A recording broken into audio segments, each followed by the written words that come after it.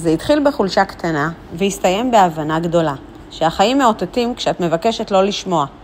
יש תקופות בחיים שבהן את פשוט רצה על אוטומט. מהעבודה הביתה, מהבית לילדים, מהילדים לעוד משימה, רצה, מספיקה, מסדרת, דואגת ומג'נגלת בין כולם, ושוכחת לעצור. וככה בדיוק הייתי אני. שכירה בעבודה תובענית, עם אין ספור מטלות, יעדים ודדלנים. זו שתמיד מחייכת, מחזיקה את הבית, הילדים, הקריירה, אבל בפנים משהו בי הלך ונשחק. ידעתי שמשהו כבר לא מדויק. המשכתי לרוץ, כי אין זמן לעצור באמצע החיים, נכון? הרגשתי שהחיים מנהלים אותי ולא אני אותם. ואז זה קרה.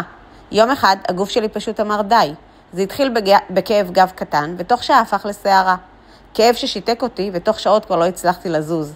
באותו רגע, בתוך השקט והכאב, שכבתי על הרצפה בסלון, מנסה לנשום. הראש מריץ את כל המשימות שלא הספקתי, מלא רשימות, מה עוד צריך לעשות, ומסרב להבין שכרגע אין אותי. כך נולדה מעצמה. חדר הבחירה לנשים. מקום שמרגיש כמו חיבוק. מרחב שבו נשים עוצרות, נושמות ובוחרות בעצמן מחדש. מקום שמזכיר להן שאומץ זה לא לקפוץ מצוק. זה לבחור בדרך שלך. גם כשהיא מפחידה.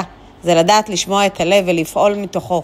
כי לפעמים דווקא כשהכל נעצר, שם בדיוק מתחיל הסיפור האמיתי שלנו.